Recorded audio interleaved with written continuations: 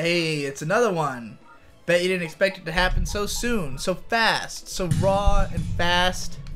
Just had to get back in there. Just so had raw, to... fast, and hard. Well, instead currently...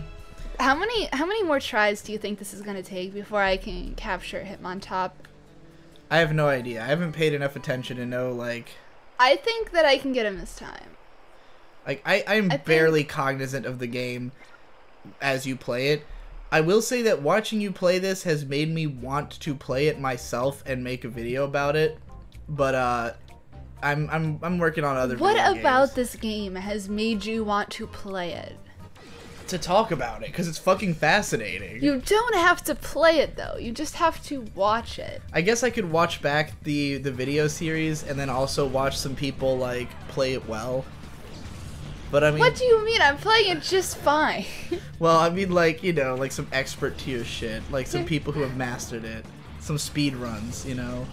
Oh boy. Currently, I have no comprehension of this game at all. Like, I don't know what it is in the slightest. I don't understand you catch anything. all of the abused Pokemon. I understand that. I mean, like, on a moment-to-moment level, I don't know what decisions are being made or, like, what it feels like or, you know. What do you mean what it feels like? It feels like any Pokemon game. Like, the movement controls and shit? Like, what when you're running around the cities and stuff, like... It just feels like... It's pretty standard. Like the sense of pacing and you know, there's a lot of stuff that I pay attention to in games that I can't really express without paying like very close attention to the game, you know.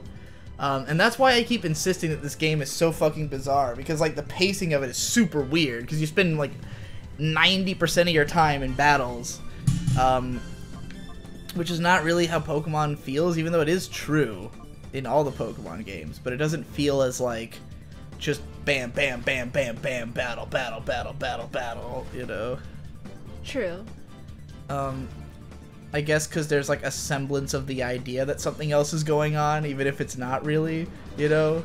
Yeah. There's like the sense of adventure and seeing new places and like, this is a gym battle and this is a trainer battle and this is a wild Pokemon battle. There are no quests in this game. Like, yeah. Nobody's gonna ask you to bring them a potion or like trade with them or anything. Yeah. Anyway, we're here.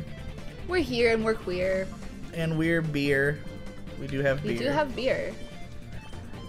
So I was just reading that magazine, The Baffler, that I talked about on a previous episode. Oh shit.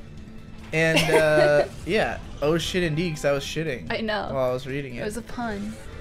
The magazine is it's kind of interesting, though I will say that it feels more politically slanted than I first gave it credit for. As I've been reading through it, I've been like, okay, it's uncomfortably pro-regulation, I would say, because the overall what the magazine is mostly about is criticizing business practice. Like, it's basically saying, like, here's all the ways that big businesses are fucking you. But its solutions, I'm not as, like, it seemed to be like, and that's why there needs to be more regulation. And I'm like, well, it sounds like that's why there needs to be better competition, you know, or like a change in the mindset of people. But sometimes it presents that angle too. I wouldn't even say it's like decidedly political or anything. It's just like, I don't know, the angle it comes at things from is kind of like, look at how ridiculous these corporate overlords are and how badly they're fucking you. And I'm like, okay, I appreciate that they're fucking me, but it's my fault for being uninformed and, you know, not knowing better. Like, I don't necessarily want the, like, government to step in and do something about this. I want people to recognize, to be educated, and to reject these practices, you know? But anyways, so I'm reading an article right now, probably the most interesting one so far, which is about privacy and the ways that, you know, that it's basically a dead fucking meme at this point. But the most interesting thing about it, and I kind of like knew this implicitly, but hadn't really thought about it, and now that I'm thinking about it, it's fascinating to consider that privacy was not really a concept until like the late 1800s. Like, because of the fact that there was no like people just like were in societies before this point. Like people all knew each other, people knew about each other, people in the same neighborhood were expected to know each other and to all kind of have the same goals. Everything was built around the community. Yeah. And like anybody who didn't fit in was fucking burned at the stake, you know? And like it's really funny. This is something that bothers me a lot in the way people talk about anime. That I've seen people who say things like, oh, well, you know, Japan very much has the culture of the nail that sticks out gets hammered down, and it's important to remember that when you talk about anime. And I'm like, motherfucker, that's planet Earth. What do you mean? Every society, America has the society of the nail that sticks out gets hammered down. I know, because I was a nail that stuck out, and I've been getting hammered my whole fucking life.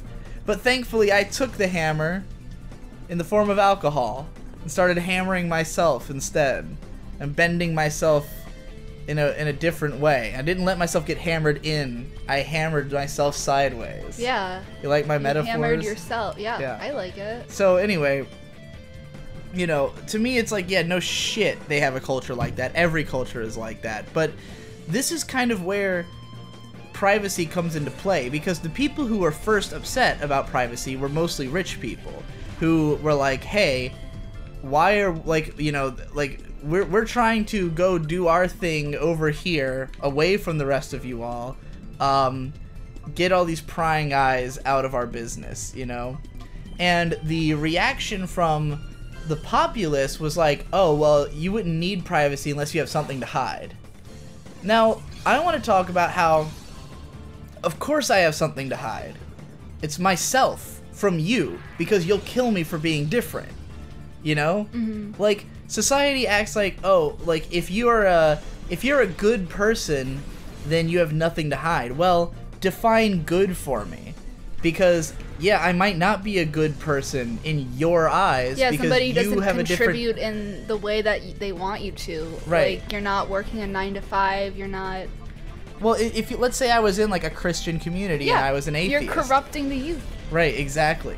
And it's like, everyone, you know, I don't subscribe to the belief that there is any one system of morality that is, like, the most just, and in a world where increasingly, like, we consider it, you know, it's supposed to be in America, your inalienable right is to be who you want to be and have your own beliefs, you know? And it's like, yeah, I want privacy so that I can have my own beliefs without being, you know, without having to constantly defend myself, basically. Now, I have deliberately put myself in a position of no privacy. And I think that, I haven't gotten far enough in this article yet to see what it says about people like that, but most people don't deal with this as well as I do. Most people find that their degradation of their privacy is hurting them in some personal way. And I understood that finally towards the end of last year / start of this year, because of the fact that if I express myself online and I say something controversial, there's an expectation that I will come and defend myself. And that if I don't, then it means that people can continue assuming more about me, you know? So, like, if I say something contentious, people are going to extrapolate even further than what I said. They're going to take it and they're going to run with it, and they're going to find more to say about it. Unless I come out and say, like, hey, it's not like that, it's like this, then that can just be allowed to continue. And people will just go and develop their own thoughts about me, and that will spread like a thought germ. And so it's constantly a war you have to be fighting over your own reputation if you're someone who's out there, you know? And the more different your perspective is from the common perspective, the harder you're going to have to fight. And so for me, as someone who makes a career out of having a unique perspective, a big part of my life has been fighting that battle. Always with the hope that eventually enough people would get it that they will fight for me. And that has been the case in a lot of places. Like, the reason I love clarifying myself so much is that, yes, you'll never get everybody to understand, but if enough people understand, then at least you won't have to do the arguing anymore. You know, people who get it and who take your side will start arguing for you. And they won't always argue well. They won't always argue exactly what you want them to, and that's why you kind of have to still be around. You can't just disappear, because then eventually the story's going to get twisted by people who halfway get it. But, like, as long as people can just make it seem like you said anything at that point. Right, exactly. And I see this fucking happen. I see people all the time on r/anime. There will be people who, like, defend me, but using words that aren't what I would say, and then it becomes an argument about what that guy said that I said. Yeah. And they're like, oh, well, if he said that, then he's a fucking blah, blah, blah. And it's like, well, I didn't say that. This guy said that. But I can't say anything. I can't respond because I'm banned from r/anime, you know? So, like, my reputation on that board is totally out of my hands. Which is the main reason I wanted to be on there for so long and why I campaigned so hard to try to get unbanned. But then, like, you know, at some point I was just like, well, I guess I don't really care what that community thinks of me because it's not affecting my bottom line, you know? And enough people hear the source that it doesn't matter. But, like, over time I've come to just care less and less about how well I clarify myself, because I know the art of hiding. And I'm sure I've brought this up before, that Shallow Rewards talked about this, Chris Ott. And you should check out his video on hiding. If you've heard me mention this but never watched it, go look up Shallow Rewards Hiding, where he talks about, like, deliberately making your work harder to come across so that people won't talk about it, so that, like, the only people who engage with it are people who care, you know? Yeah. And he had talked about how My Bloody Valentine, when they put out their album MBV, like, initially it was, you know, it was, like, kind of easy to find on, like, YouTube and shit, but, like, they eventually, they started taking it off YouTube. They didn't put it on, like, Spotify or anything, and the only way to get it was, like, a really expensive CD release. It was, like, $30. And it's basically just like, look, you can either torrent this thing and listen to it if you want to, or you can buy it for, like, this extreme amount, like, you know, this high price, but, like, they're not interested in reaching the biggest possible audience. They're just like, this album's out there, and if you want it, you can buy it, and if you don't want to buy it, you can download it, whatever. Like, we're not going to make it easy for you. We're not going to make it convenient, because we don't want you to consume it in that context, and we don't want to have to market it to everybody and to explain it to everybody and make it like that, you know? Mm-hmm. And I really appreciate that. And so there was a period toward the end of last year where I decided I wanted to start hiding a lot more.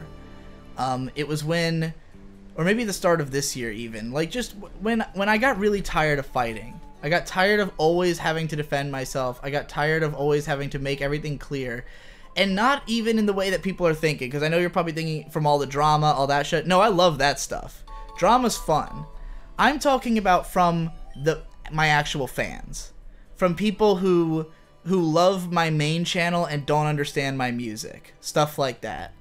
And the biggest feel I got out of this was when I made Ghost of Midwinter Ballers, and then, like, no one really cared. Like, people did not seem to like the album, and a lot of people were saying, like, it was just a lot more simplistic, or it just felt, like, less thought out, or something like that. It was, like, the most thought out release I had done yet. It was, like, the most effort I put into, like, making sure that the tone of every song made sense, like, crafting the overall, like, presentation of the album, because it's a concept album. It's meant to be, like, a story.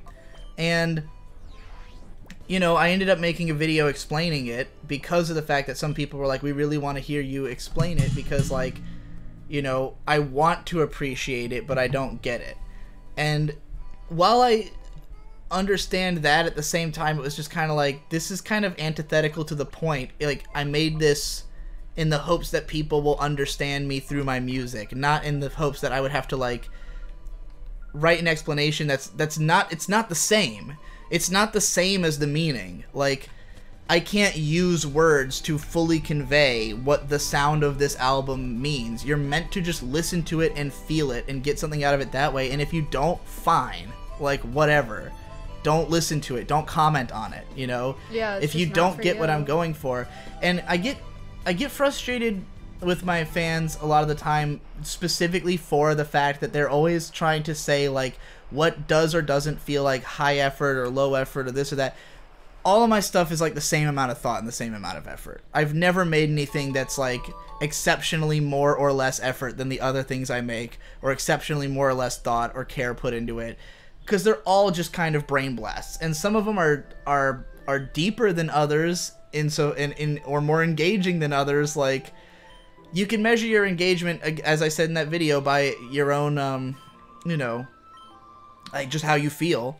If you felt the video was not engaging for yourself, that's fine. But it's when people try to extrapolate that extra step out of it, that, oh, it was less engaging for me, so it must have been lower effort. It was less engaging for me, so there must have been less thought put into it. And it's like, well, maybe it's less engaging for you because you don't appreciate this type of content. But from my perspective, it's all basically the same, you know? And my attempts to be humble about it often bite me in the ass, because sometimes I just like jokingly say things like, oh, you know, my videos are just it's just shitty low effort content, and then people like, you know, say, oh, okay, well, so Digi's doing shitty low effort content now, as opposed to what? I mean, there's never been a video I've spent more than a couple days on in my entire life, in my whole career, you know, like anything that had a lot of editing, it's because I gave it to Devu and he did a lot of editing to it, you know? Like, I've never put a huge amount of effort into any one project compared to any other that I've done. It's more the stacking of my capabilities, or just how raw the emotion was in this case, that might have changed the tone of it, you know? Point being, I feel like I'm fucking explaining shit I've explained before at this point. It's just to help me get to this point. About hiding. So when I started concocting all this stuff back in earlier this year, one of them was a character named Artso Fartso, and the conceit of Artso Fartso is hiding. It's that Artso is completely true to himself and does not make things for it's not that he doesn't make them for the audience, it's that he makes them for an audience who he's unforgiving towards people who don't get it. It's basically, look, I made this thing, it's exactly the way I wanted it to be, it is the statement that it is, and you can either choose to engage with it and try to understand it, or not. It's on you. Yeah. You know? Artso Fartso is not going to come out and make a video explaining his music, explaining his videos, explaining anything. Artso Fartso is purely just, I express the thing, and I have higher expectations for you as an audience. So, how they marketed was supposed to have, like, how they marketed was supposed to be a series with a narrative, and the main part of the narrative was that it was about a, like, competition of sorts between Digibro and Artso Fartso, where Digibro is trying to create the most, like, accessible product with the most marketing behind it. And so, like, the strategy of how they marketed is that the videos themselves are marketed, that they're not necessarily super duper marketable, but that they have a marketing push behind them that makes them work, you know? Yeah. So, like, even though the videos are kind of chaotic and have a lot of different elements to them, the fact that they're tied to anime, the fact that they're mimicking these marketing techniques is what makes them grow. But meanwhile, in the background of that, Artso Fartso was going to be doing an ARG that was going to be very difficult, so only certain people were going to be involved with it. And the Artso Fartso ARG, the whole plot of it is that Artso is upset with me for being such a sellout, and is trying to engage with people in a deeper way. Like, Artso's whole thing is like, hey, I want to form a sense of community where, like, it's only people who have actually, like, passed the tests and, like, shown they understand and shown that they are able to participate that are going to be allowed to participate, you know? Mm-hmm. And, like, not to say that nobody's invited, like, everyone's invited. It's just a matter of you have to put in a certain level of effort if you want to be a part of this and to understand this expression. And the unknown tape was supposed to be a part of this. This was like Artso's, you know, it's like a work that he was going to release in the process of how they marketed. It ended up just coming out as it is. And, you know, there's a lot to unpack about it, because Artso did not release the lyrics. He did not release a video explaining it. He did not even release the song titles in like an accessible way. Did it really freeze? No, it just like you have to just move the mouse over. Okay. So like yeah, like you know, Artso's goals are like I'm just gonna release the art and you guys can interpret it however you like. And here's where I'm gonna get to what I actually wanted to talk about with bringing all this up, which is, and I was just talking to you about this, getting to the point where you can do that successfully as an artist. And so I grew up with the band System of a Down because of my mom's favorite band. System of a Down would rarely do interviews, and when they did, they usually just trolled the interviewer.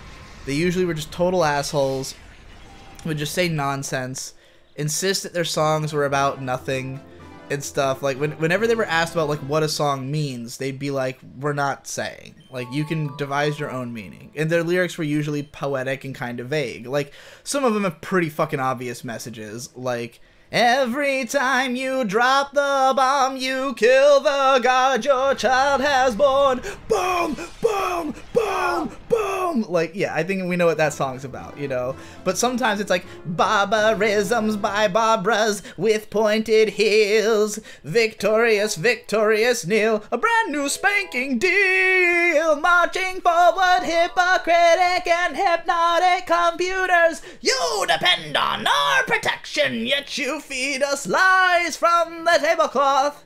And so they'd get interviewed like, hey, what the fuck does that mean? And they're like, I don't know, dude, you tell me. Like, and that's dope as fuck because their music resonates with people on a level beyond their ability to understand the lyrics, and it can resonate in so many different ways. Like, there's plenty of people who love their lyrics who might even be like politically opposed to what they're actually saying, but they resonate with the emotions of the guitars and the pummeling, you know, the intensity of it. And it's like, they don't need to know what it means because they can find a meaning. And System of a Down wanted to protect that. They don't want you to come into it and have to agree with them on everything, you know? And like, there are some artists like me, like in my lyric videos or my album explanation videos, I always take the position of like, hey, if this means something to you, just let it mean that, but here's what I think, you know? Yeah. But like,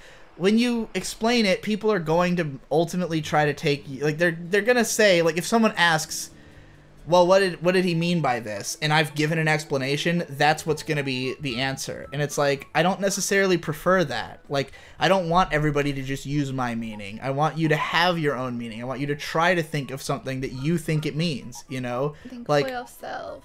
Yeah, just read the lyrics and try to explain it. And like, you know, there was a guy who did that, who made a video analyzing Trailer, and in his video he like asks me like, hey, I really want you to like put out your own thing of this. Like, he did it because I had asked. Like, I had told people like, please just analyze it yourself, and he did. And then he said like, okay, here's my analysis, now will you release yours? And so I did, because I was like happy. I wanted to reward that behavior, you know? But like, and yeah, his interpretation was different from mine, but it was interesting. Like, it was cool that he got certain things out of it that I had not even considered the possibility of getting out of it, you know? And like, you know, to me, more of the meaning is in the atmosphere of the song than even the lyrics. Like, the fact that there's this overpowering synth squeal that like charges through it, and like my vocals are under that. It's like this crushing feeling of like, you know, being swallowed by the snow or by space. Because Shade's the instrumental of that song is called Sounds Like a Sci-Fi Trailer, and it does sound like a sci-fi trailer, and it sounds like it's meant to be for like some space shit, but it also kind of sounds snowy. And when I thought sci-fi and snow, I thought The Thing, and then I put the trailer of The Thing in the song, and then all the lyrics on the album are based around like a Lovecraftian horror taking place in the snow, because we lived in a snowy place and it was spooky. And so I made a spooky snow album about people being trapped in their house fucking all day because there's nothing else to do. And like, that's what the album's about, basically, in short. But like, you could get anything you want out of it. Yeah. if it sounds like something more than that to you. Anyway, That's the purpose of music, though, is to like Yeah. be able to derive your own understanding from something else. but now I'm gonna take some personal responsibility as well Oh yeah, and talk about. I've never heard you say those words before. I'm gonna talk about being at the media vanguard. Do you know what the vanguard is? The media vanguard. Just a vanguard in general. The word. You know what the word means. I've heard it before. So the vanguard is the front line, basically. Hi. Like the people who are leading the charge, the people who are first out, are the vanguard. And this is where the word avant-garde means the same thing, the advance guard. And avant-garde in media terms means like that you're the people who are at the forefront of creativity, coming up with new things, coming up with like experimentation. Now, typically, avant-garde media is usually stuff that is like that understands all of, you know, that phrase like you have to know the rules before you break them. Yeah. That's like the avant-garde mindset is I know all the rules, now let's break them, or let's make new rules. Let's figure out how we can take all the established principles and change them in a small way, right? So like probably the most avant-garde band that I can think of, who I'm a huge fan of, is the band Psy, Japanese metal band, who started off as a black metal band, and then they just slowly broke down the genre into something completely different. And the music they make, it sounds like metal music, but it also sounds like no other metal music. There is no fucking band that sounds anything like Psy on like Imaginary Sonicscape or Insomniphobia. And what they created is something that is better than metal at doing what metal's trying to do. Because, like, if you listen to the album Insomniphobia, that album is about insanity. It's like, their music is by and large about going insane. And they portray the feeling of going insane way better than any other band that's tried to do that. And, like, you can listen to, like, a Metallica song that's, like, about insanity. Like, you know, Sanitarium. And it's just, like, it just sounds like a metal song that has lyrics about this thing. You listen to a Psy song, and the music itself makes you feel like you're fucking going insane. There's all these weird, like, like laughter's flying around and like different right-left channel fucking distortions, crazy noises, like just stuff that is disturbing and is like actually that feeling, you know? Yeah. And it conveys that atmosphere. And so that's what avant-garde is. They're saying like, how can we take the conventions of the genre and add things that are unconventional but make the point even better, that are even more emotionally resonant, that are even more like, you know, yeah, you get the point.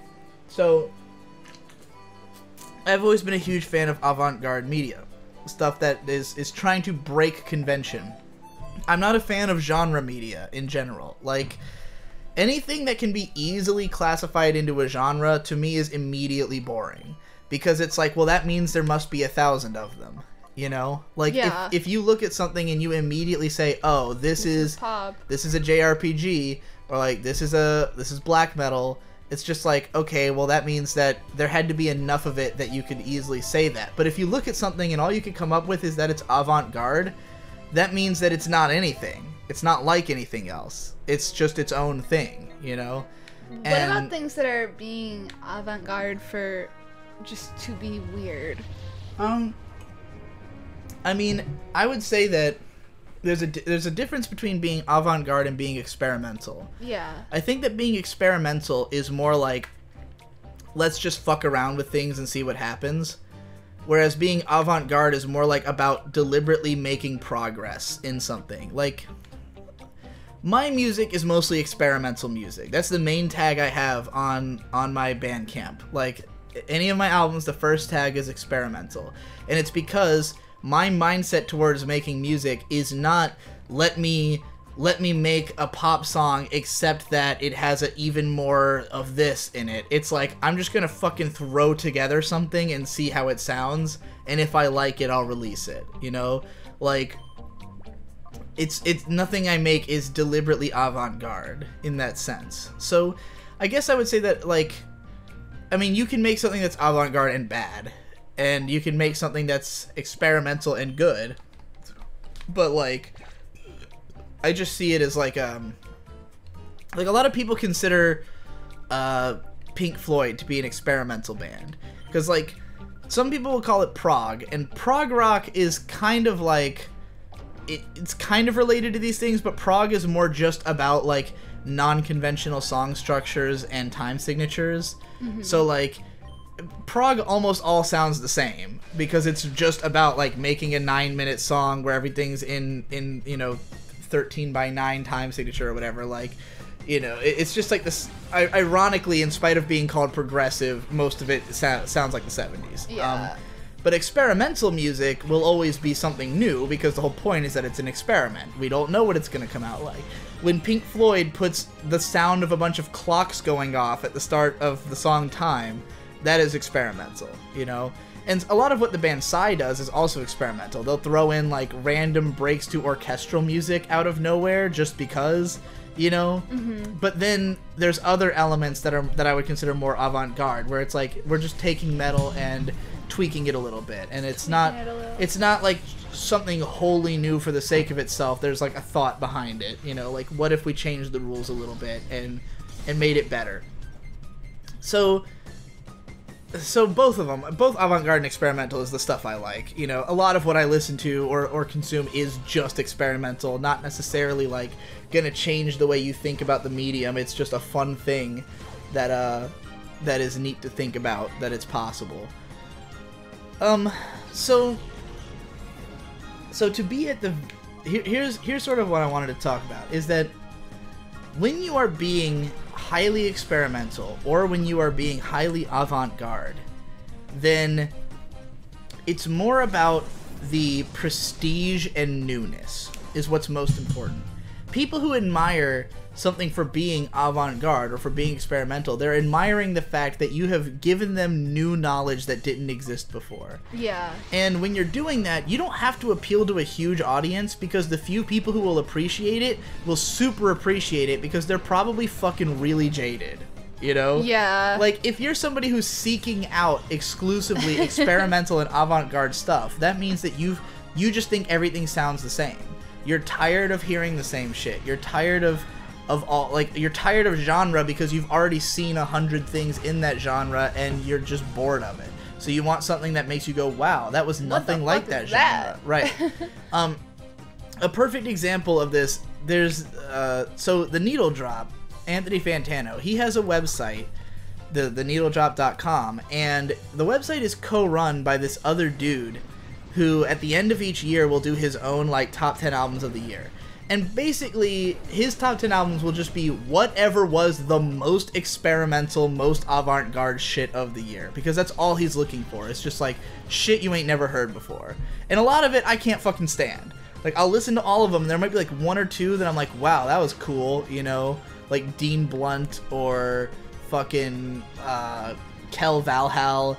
Fucking, you've heard Kel Valhall. Yeah. Fucking, that's what I think nuts. Avant-garde, right? Like, it's just like a sound palette and a song structure you will never hear anywhere else. And I love that shit, but that guy likes basically just anything that is like that, because he's tired of anything conventional, you know? Whereas Fantano, he loves, like, just good execution of genre. Like, me and him have pretty different tastes, especially in, like, when it comes to that, because I tend to like stuff that is not quite the same as like someone like Denzel Curry. He's very comparable to other, like, trap artists and other people who are doing this, like, dark, gritty sound, and, like, other critics will often look at him as like, oh, he's just like another trap guy. But to me, like, ever since the beginning, the fact that he is so clearly influenced by, like, 3 6 Mafia and, like, Lil Ugly Mane and, like, more experimental stuff, and that he works that in, even if it's in a subtle way, that's enough for it to be different for me. Like, I can listen to, you know, 10 trap songs in a row and think they all sound exactly the same, and then Denzel Curry comes on and I'm like, huh, you know, that was different, that was interesting. And it's because he's a fucking genius, and he thinks in a very meta-textual way. He's somebody who incorporates elements of everything he listens to into everything he does. And everything you know? he consumes and everything he stands for, too. Right. And that shows the most on Taboo, where it's just like basically every lyric on the album might as well be a reference to something else, you know? Whether it's his own career or things he likes. Literally the song Sumo, like every lyric is a fucking lyric, you know? Pockets too big, Rakishi. Ugh. Rakishi is a wrestler who is a sumo guy, even though he was Samoan. He's a Samoan sumo wrestler. Damn. So actually, I don't even know if he was supposed to be sumo. He's just a big motherfucker. But you know, Curry got the flame color nigga Prince Zuko. You know, rada gotta eat a nigga like chowder. Rada. Never give a fuck about $1. And in the meantime, the entire song, there's Lil Jon, yeah, okay, throughout the entire track, because it's obviously supposed to be a Lil Jon send-up song. It's just, you know, because that's what Lil Jon's whole production style sounded like. Oh, I'm getting way off track. I'm analyzing Denzel Curry here. But, fuck, I forgot why I was talking about him. Right, you know, I like stuff like that has other influences and combines them in weird ways.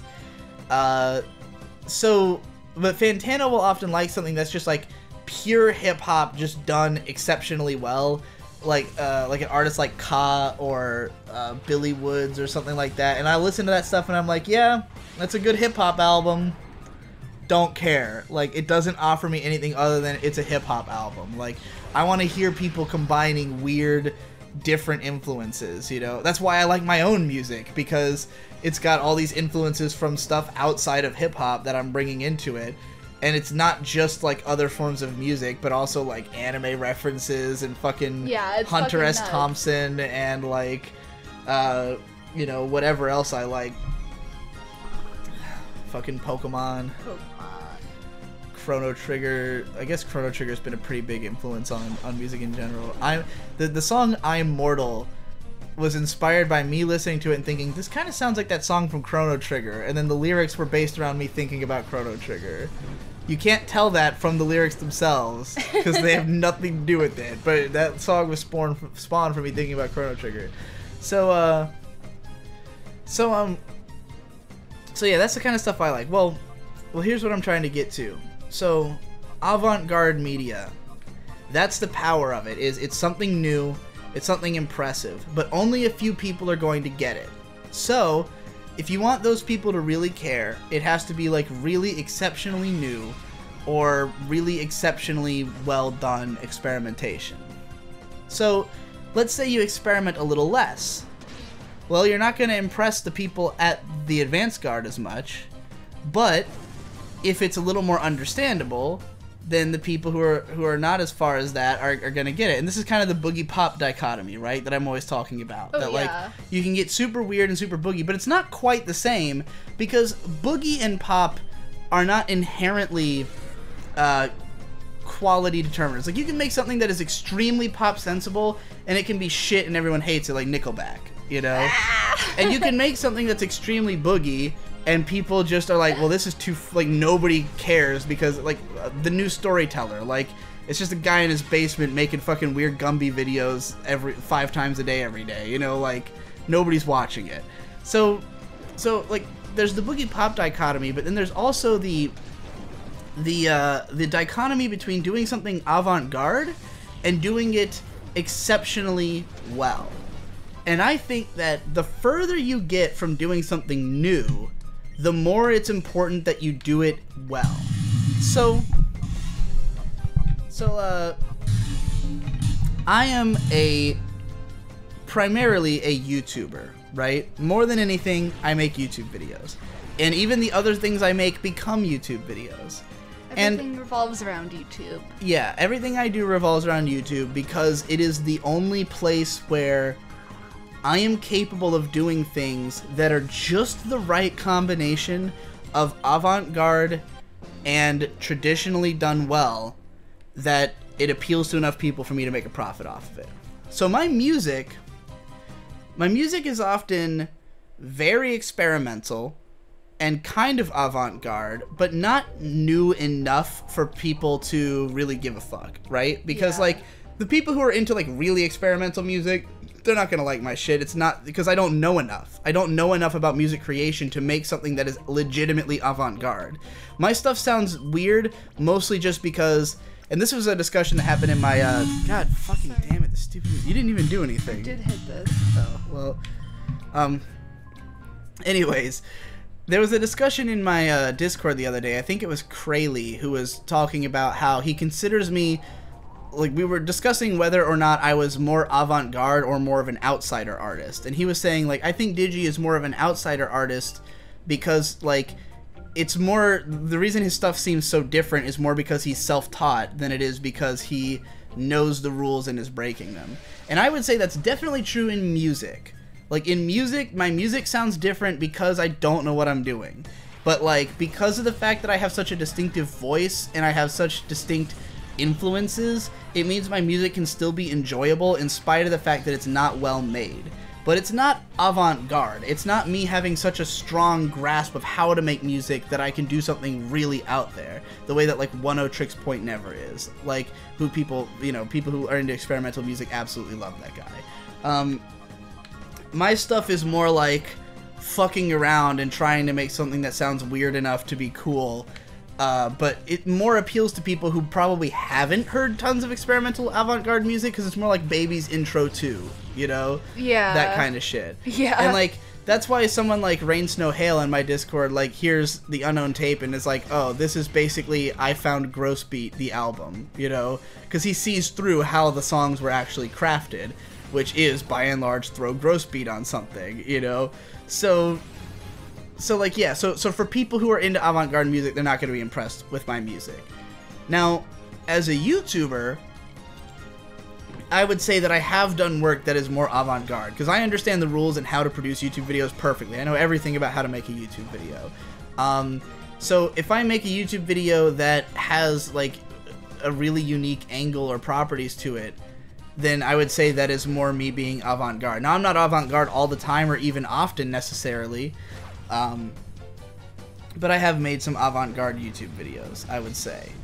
And I would also say that I've made tons of experimental YouTube videos. What would you say is like your most avant-garde creation? The most avant-garde? Yeah. In terms of analysis videos, the Serial Experiments Lane ones, probably. Yeah, those are pretty out there. Those are definitely, they were built to be avant-garde. Like, that was the idea, was this is an avant-garde show, so I'm going to make an avant-garde series of videos about it, you know?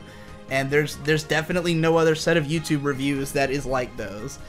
And it was all about just, like, how do I incorporate reading, like, I just basically wanted to make something that felt aesthetically similar to Lane, that incorporated the art book quotes, because I think those were, like, a good keystone to understanding the show better, and then just my natural style of stuff. And, like, there's lots of weird little experiments that also happen throughout that that some people don't even pick up on. Like, one gimmick is that every time I talk about, like, the splitting of the psyche, then it'll be 2 tracks, one coming in through each ear. And there are some people who are complaining because they're deaf in one ear and they couldn't hear some of it. And I was like, well, sorry about that. Don't use headphones, I guess. But, Croconaws evolving! To a formaldehyde. Oh, yeah, that's right. His name is, like, alligator. Formaldehyder. Formaldehyde. So I've made some avant-garde YouTube videos, some experimental YouTube videos. Like I would say that whereas the Lane videos are avant-garde, the Kara no Kyokai ones are just experimental. You know, those ones are like, there's not really a particular thread of logic behind why they are the way they are. It was just like, let's just make them different in whatever way I can think of. I would say that the August videos were like a combination of both. Like something like, here's an avant-garde video would be You Will Drop Everything. Probably why I made Lane the thumbnail of that video, because I felt like, I opened like 30 browser tabs and the whole video is like me closing out of browser tabs, and that's the editing. And it worked really well, and I was really happy with it. So yeah, that I would call an avant-garde YouTube video. Whereas Satisfying Video is just experimental, you know? It's just like, let's throw out whatever. Like, oh my god. The way that video was made is that I just hit record and just started saying as many satisfying phrases I could think of for like 20 minutes. And then just like cut together all the ones I liked the most and edited around it, you know? And it was, it's fun. It's a big cum. I've got people saying big cum now. Like, I see it in like my comments and shit. Oh, even Tom said it the other day. He was like, oh, if you want that big cum. And I was like, big cum. So that's probably the most satisfying phrase in the whole video, other than fuckers in the Franks. Fuckers in the Franks. Which I cannot stop saying. Fuckers in the Nobody Franks. can stop saying that. Well, let's be fair. Yeah, once you say it out loud once, you're done. It's all over. It's over for you. So yeah. But what I was kind of getting at with this is that when you make avant-garde or experimental stuff, then it will impress those people. But when you make something that's less avant-garde or less experimental, you then have to make it much higher quality to impress anybody. Mm-hmm. And so it's always about this question of like, is this product like either new enough or good enough to impress people? Am I new enough? And so, because of the fact that I have such a good grasp of YouTube, I feel the most comfortable there because I'm kind of afraid of other mediums. Like, when it comes to music, I know for a fact that I am not capable of making something that will be considered either exceptionally avant-garde or exceptionally good. At best, it can be exceptionally Digi bro. And granted, there's enough people who resonate with me on a personal level that I can have some success in my music career, but I know that it's never going to be a huge deal until I have a good enough grasp of music production to make something that is impressive in those two ways, you know? Yeah. And that's why I've never pushed my... Because there are some people who like... If you look at the comments on my music, it'll be like one half people who are like, I don't really listen to music, why isn't Digibro's music more appreciated? And the other half is people going, your mixing is terrible. You know, and it's like, that's why. That is why the music is not more appreciated. Because the mixing is terrible. Why is the mixing terrible? Because I don't know what I'm doing. And I'm doing it alone. You know? Mm-hmm. And like, if I had the money to hire a mixer, then maybe it would be more accessible. Or if I had the money to hire people to make beats for me, maybe it would be more accessible. But I don't, and I'm not willing to take the risk on that yet, you know? Because it's expensive. So like... Yeah. Yeah, album production typically runs a lot of money. Like making like even like a low level rap album can be like $30,000. You know. Nuts. So yeah, like I'm not willing to throw that down yet. On the off chance I blow up overnight because my mixing was better. You know. So. On the other hand, with YouTube, I'm very comfortable, especially because there's so little consequences for failure. Like, I can do something really experimental on my own dime and potentially make it good. And I can also make stuff that just is traditionally good in YouTube terms, because YouTube has always been self-produced content. People are not expecting you to release a movie because that's not the appeal of the medium. It's why... JonTron, I made this whole video complaining about JonTron Season 3 that time, that like his attempt to step up production value was an attempt to make it no longer a YouTube video. And people sometimes get confused when I talk about how I want to step up my production values, but I don't want to do it that way. I have no interest in making my videos like more cinematic or like to make them anything other than YouTube videos. When I think production value, I think like literal props, like things that I know will enhance the nature of the video, or like hiring people who can work on parts of it. Not putting that polish on it that makes you forget you're watching it on your desktop because JonTron had a lot of like things where it felt like the point was how much money he spent on it. Yeah. Like it felt like the joke was, haha, look, I spent like $1,000 to have this thing in a YouTube video. And I'm like, well, why do we care about that? Like that thing would have been just as funny if it was something half the price. Like, you know, it's not about how much it costs. It's about just getting the things that you want that make sense in the scene, you know? And, like, there are things I want to do or you know, have had ideas for that I just can't do without more money. But, like, they will make sense as YouTube videos, you know? Yeah. I just feel I have a pretty deft control over the medium, but it's about what do I want to do? Do I want to make something super avant-garde? Do I have a great idea? You know? Because, like, after the Lane videos, I basically just was like, well, there's no other anime I feel like I need to talk about this way. Like, with Lane, when I started doing anime YouTube videos, I intended all of them to be like that. I was like, I'm gonna do, like, super advanced, super interesting, like, avant-garde videos. That's why I started with Lane. And then I did it, and it didn't get very many views, because I didn't have an anime, like... First of all, those videos would probably, if they got released right now, like, be a way bigger deal. Because people would see them, and then they'd be like, whoa, look at these crazy experimental Lane videos. And as it is, the only people who watch them are people who, like, go back through my whole fucking thing, you know? Yeah. And I'll see every once in a while, someone's like, dude, Digi's Lane videos are fucking lit, they're fucking crazy. And I could make them way better now, too, because, like... experimental bits aside, like my vocal delivery is not as strong as it would be now. You know, like the actual written analysis parts aren't as strong as they would be now. It's the experimental stuff that is the best part of it, and the tone. But like if those came out today, way more people would care. But like now, it's like every time I make something experimental, people are constantly going to be like weighing it against like whether it was worth it. Like, I just want a proper video from you, or like, I'm glad you're trying new things, but this one didn't do it for me. And it's just like, I don't care. I'm just having fun. Just let me have fun. Can I have fun? No. But like... No, you can't have fun. But, so, the reason I'm talking about all this is that I was thinking about books. I wrote a book, in the month of July, called Fixed That For Ya, a Gonzo Diatribe, and version 1 or something like that, Blueprint Edition, that's what it's called. And it was like 48 pages, handwritten. I started transcribing it to the computer, but it was taking too long, and I needed to make videos. And so that's where the month of August came in, and I just didn't have time to edit it. So I read what I had. Was like the first 3 chapters were edited, and the rest of it was just, you know, read out of the book.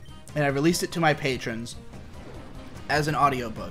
Someone tightened it up, fixed all the like all the stuttering and shit. It's like 50 minutes, 55 minutes, something like that. So, you know, it's a short book. But I wrote it, and I was planning to fully edit it and sell it, and like to make a big thing out of it.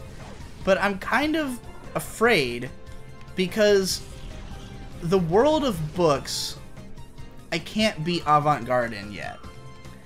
Because nobody knows who I am as a writer. And any potential my books have is more in the realm of YouTube videos. It's that I can make it into a YouTube video. I can make an audiobook. I can sell it to my fans. I can sell it to YouTube. But I can't put it on store shelves. Because if I tried to bring it to a publisher, then they're going to be like, well, we don't care, yeah, you know? we don't know who you are. Like... And I wrote this book basically for my audience, in this case. But in the time since writing it, I've had a bunch of ideas for follow-up books. But the thing is that most of them would work best for book readers. Like, I have ideas for books that would make sense as something that I put on the store shelves and sell to like regular ass people and not just my audience. Mm-hmm. Because if I release these books to my audience, they're not going to be avant-garde enough. My audience is going to say, well, you know, why didn't you just make this a YouTube video? Analysis. Like, right. Why do you want me to read a book? Exactly. Like, so the idea I had when I was reading that article was to write a book about being somebody who in this age of no privacy has fully embraced that identity. This is something normies would be fascinated with. Yeah. If I could write a book about what it's like to be a media personality with like the level of self-awareness I have about it, and write it to like the people who are either my age and are normies, or people who are a little older than me and don't understand the internet, like, it would be perfect. And I'm just the right age to write that book. Like, I'm just at the age where I've lived this way long enough, and I understand it well enough, and I have a lot to say about the experience. And, like, you know how I can extrapolate a story. Like, I could fucking write half a book just about the Barack-Obama conflict if I wanted to, and not even mention what it was about. Oh my god. You know? Like, And that would be how normie books are written. Mm-hmm. But to my audience, it would just be, well, why wasn't this just a Let's Play? Why wasn't this just an unscripted rant? Like, why do I have to buy this? Yeah, why do I have to read this? Like, or why did you have to explain it in such basic terms when we already know, we're already caught up? We're already, like, buying what you're selling. We don't need to be caught up. So I look at this and I'm like, man, if only I could sell, like, if only I could have, like, a real publisher take a look at this book, maybe it would appeal, like, you know, be an on-the-shelf Barnes & Noble, like, everyone's gonna read it. But that's not where I've put my energies into being, you know? Mm-hmm. And there's not much connection between what I do and that world. My audience is not, by and large, that crowd. And that crowd, by and large, doesn't respect the talents of my industry. If I came to a publisher and was like, I'm a YouTuber with 350,000 subscribers, they'd be like, well, you're not an established author, you know? Like, there are a lot of YouTubers, though, who become authors. But they do it through, like, they simultaneously do the traditional route. Like, I think of, like, Hank Green. Hank Green is, like, he's not even as much of a YouTuber as he is just, like, a guy. He's a media personality who's equal parts new and old world. Yeah. You know? I like, mean, he him didn't particularly, he is like that. But I think, like, there is, like, a publisher wouldn't just turn you down on the basis that you are a YouTuber and not an author.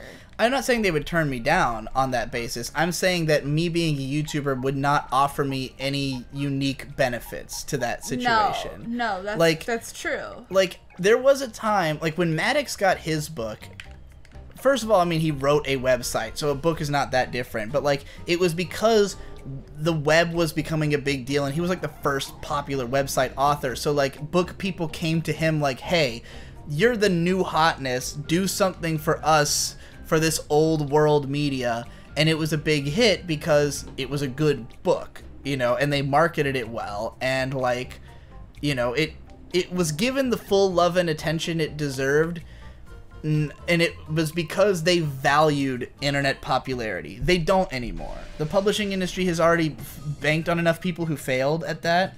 Yeah, and, like, yeah. I'm not exactly marketable. So even if my book would be something that I know normies would love and read, it would have to be, like, if I wrote a book about being, like, a guy who had, like, given myself over entirely to public scrutiny, that would be most interesting from somebody who you can sell as famous. And that the people who read the book already understand as, like, oh, this is gonna be, like, a famous guy telling his story, you know? But, like, YouTuber, internet guy who talks about anime, like, it's already too obscure. Like, who I am only me, like, how do I put it? A lot of people who talk to me online look at me like I am a celebrity. Like, people approach me, like, okay, when I do live streams, people get so excited that, like, oh my god, I have a chance to talk to Digi Bro. And I'm like, I'm not hard to reach. I don't know where you guys get this idea that I'm hard to reach. I mean, I don't spend a lot of time online, so you might not reach me too easily unless you are in a context like that, because of the fact that I'm, like, you know, I'm avoidant. But it's not because I'm famous. It's just because I'm an asshole. Like, if you want to... It's just really bizarre to me when people act like this is my one chance to get into contact with Digibro. It's like, dude, I'm going to live stream all the time. I'm here. I'm around. I'm going to live a long life on the internet. Like, I don't consider myself hard to reach, you know? Yeah.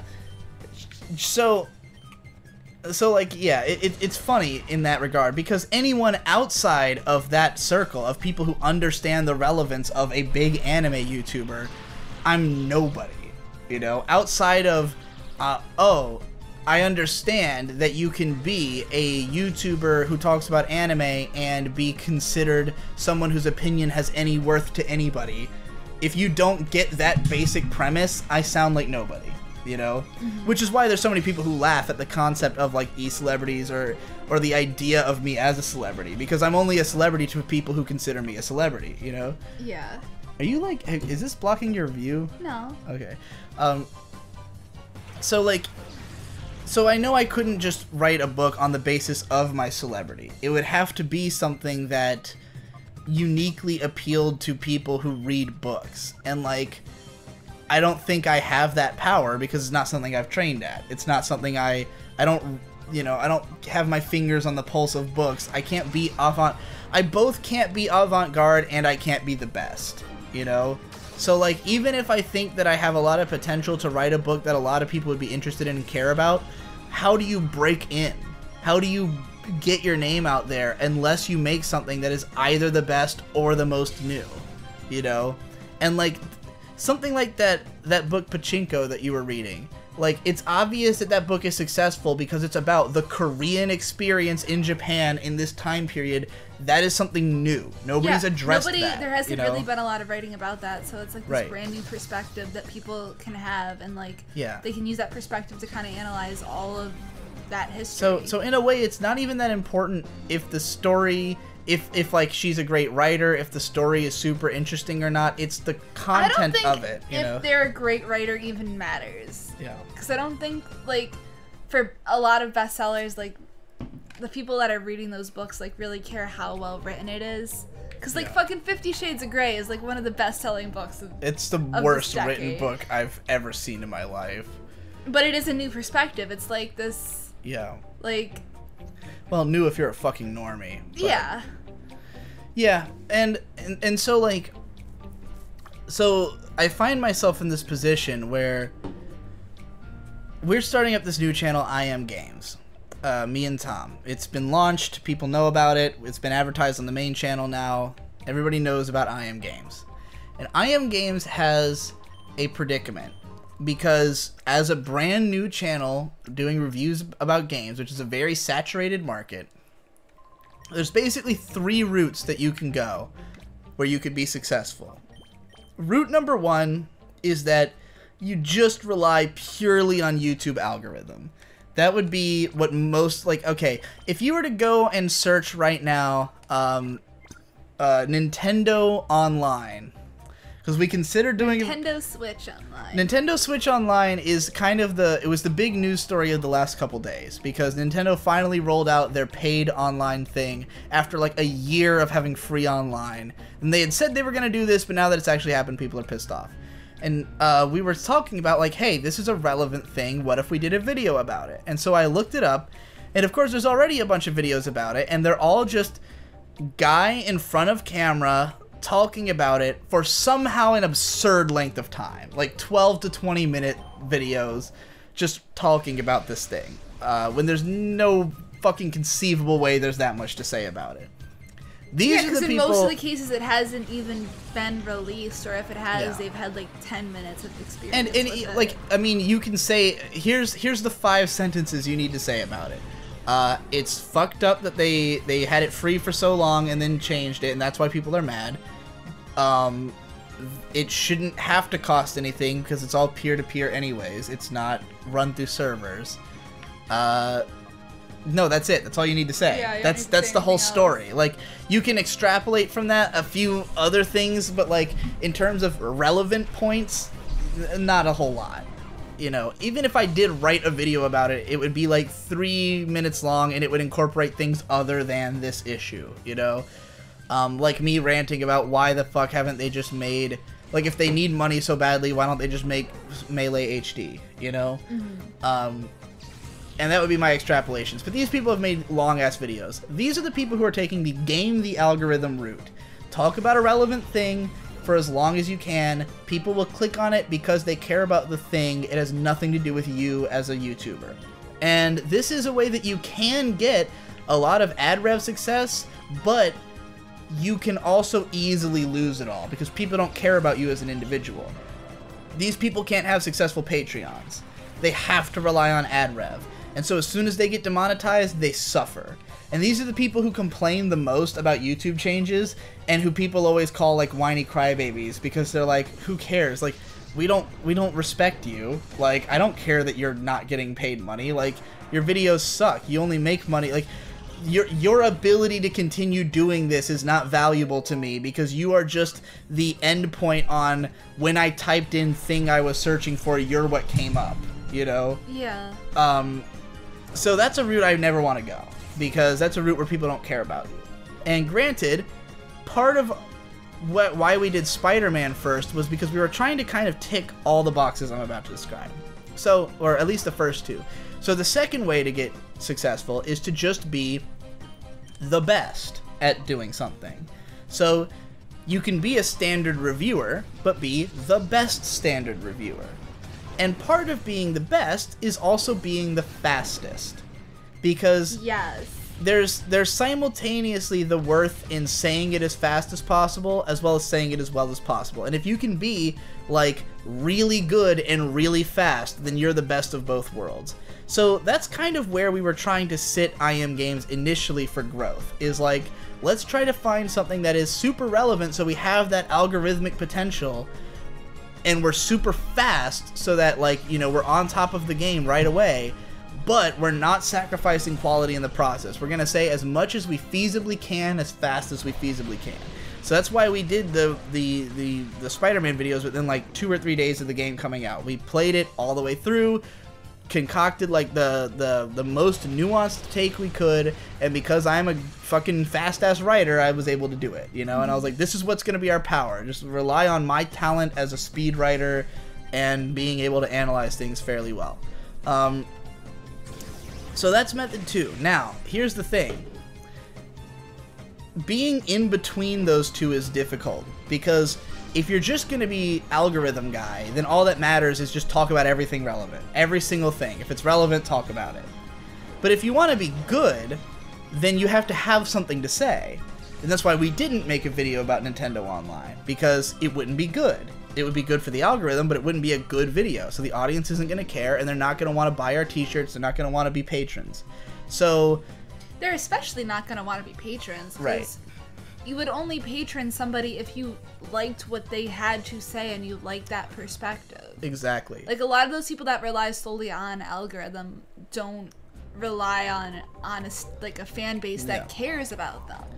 And I think that the Spider-Man video is, there's been like a comment that was like, hey man, if this had a Patreon, I would pay for it, right? So it's close. It's close to that level, but like, Spider-Man was not a game we were ever going to have enough to say about that we could make a super deep video about it, you know? The point of it was that it was going to be big and relevant, and enough people would have played it that the videos had potential for growth, and they're just good enough that people will subscribe and care about seeing more from us. But like, from this point forward, there are two kinds of videos that could come out. Either something that's just as good as the Spider-Man one, or something that is a less relevant subject, but better coverage of it. Yeah. So, the only other game that's come out in September that's relevant, other than Dragon Quest, which I'm not interested in covering because I hate it, and like, I don't think presenting the position that that game sucks is going to appeal to a lot of people. To anybody, because the only people who are going to play it are people who like games like that. It's the only people who would want to watch a video about it are going to be fans of it. So the only other game that's relevant is Tomb Raider, and I don't think I have enough to say about the new Tomb Raider game to make a video even as good as the Spider-Man one. It would just be me rehashing the points about Tomb Raider that have been made for the last half a decade, because all the games are exactly the same. So, if there's nothing relevant that we can make a good video about, then this only leaves you with the option of making the best possible video about something semi-relevant, you know? Yeah. Or timeless, something that's like a classic. And so that's where we've kind of been over the last, ever since the Spider-Man video, is basically trying to hunt for what can we talk about that we can make a great video about. And so that's kind of where the Andromeda stream came from, is that we had this thought of like, hey, everyone hated Mass Effect Andromeda. We're big Mass Effect fans. Maybe there's more to say about it than what has been said, because nobody had made like an in-depth look at it. It was just like, hey, this game sucks. Unfortunately, the game was so fucking bad that we couldn't even play it. We were like, oh, I see why no one did an in-depth thing on this, because it's unplayable. Like, yeah. It's so evident what's wrong with it that there doesn't need to be an analysis video. Like, if nobody's gonna make it through the whole game. No, like, nobody who has enough taste to recognize what a piece of shit it is. Like, and there's no one out there who's like defending it. You know, it's not like it needs it would be one thing if the game had like a strong contingency of defenders, then it might be worth it, but it doesn't, because it's just obviously bad. So so that was kind of a bust, but like, you know, you can see the train of thought we're on there. Like, hey, this isn't extremely relevant, but maybe we can make a great video about it that will make people talk and want to share the video, you know? But it fell through. So that's why I wanted to talk about all this, is just to talk about this struggle that I'm always facing with what I create, where there's always, I guess it's like, you know, those political charts, like with the 4 directions. You've got the boogie and pop directions, and then you've got the great and advanced and avant-garde directions, right? Yeah. So you can make something. Oh boy. You could make something that's like super boogie and super well made, like in a traditional sense. Like, hey, I made a. This is like, that's the hardest category to find an example for. Well, if I was gonna, let's go for the other end first, and I'll work my way around. So let's say we make something super pop and super well constructed. That's like Carly Rae Jepsen. Very obvious appeal.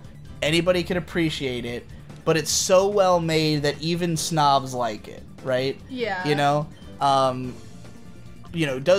gets great critical reviews even though it's pop media. Then you've got stuff that is super well made and super avant-garde, and that again is like 1-0 Point Never. Like, the critics absolutely adore him. He's got like a real cult following. He can basically do whatever he wants because he's, you know, he's so, his stuff is like nothing anyone's ever heard before, but in a way that everyone can appreciate why it's good. Then you've got stuff that is super avant-garde and super boogie, and that would be like some like crazy harsh noise shit, you know, that's just like so punishingly intense that like certain people are gonna click with it. And then you got stuff that's, you know, super just like well made in a traditional sense of super boogie, which I would put like if like a roguelike game that's really well made, where it's like, you know, roguelikes are like kind of Dragon, what's it called, Stone Soup, that game that fucking Ben played, where in a Let's Play with us, Dungeon Crawl Stone Soup, is that what it's called? In any case, it's like a game, or Dwarf Fortress, that's a better example. Oh, okay. Dwarf Fortress, super fucking boogie, like, yeah. Obviously appeals to very few people. Well, I don't know, that might be more avant-garde even than just well-crafted, but like, you know, because like, the systems are fucking out of control in that game. But you get the point I'm trying to make here. These are like the 4 quadrants you can appeal to, and I'm always trying to figure out what quadrant am I going for and to what extent, because to make something that's extremely well crafted takes a lot of time, and so you really are like banking on like, this has to either go all the way or at least far enough that people will be impressed with it, you know, and is it pop sensible enough that it will be worth that time? Because I can spend a whole lot of time crafting something and making it perfect and boogie, and then like, that's a whole lot of time I spent on something that not many people are going to care about. And, you know, is it like, am I even capable of making something that is good enough that it will impress that small category of people? Or will they say, you know, I've seen better super weird shit that you know, that went down this road, and you just weren't talented enough to recreate that, you know? And at the end of the day, you can't force any of these. I can't just look at one of those categories and just go, I'm gonna do that. I have to like find something that inspires me. And that's why it's kind of funny with the I Am Games thing, because like, in terms of anime right now, there's a few things I want to cover, but they're not out yet. Like, I want to do Steins Gate Zero once it's done. I want to do Sword Art Online once it's out. There's nothing right now I'm interested in, you know. I've got one kind of bigger project that we're working on in the background, but it's mostly for fun and just to have a video, like to have a big fun. I guess I would consider the one that I'm working on in the background to be like the super boogie but super well crafted. That would be where this one falls, where it's like I'm making a video about something no one but me cares about, but I'm gonna do it well enough and try to make it like a marketable enough title that the people who are like hardcore Digibro fans will be like, yes, thank you. What I want. This is exactly what I want from you. This is what I've been waiting for, because, you know, it's like a traditional what Digibro is good at kind of video, but it will have a very limited appeal. Whereas like covering Steins Gate Zero would be like super pop and super well crafted. Like, it's not going to be a super, you know, avant-garde video, so, but... when do you want to watch Steins Gate Zero? Because, like, it's almost over. Probably towards the end of the month. Okay. I'm not, like, I don't want to have my video come out, like, the day after it ends. No, I know. I just, like, I don't want you to feel, like, to do a Franks with it, you know, where...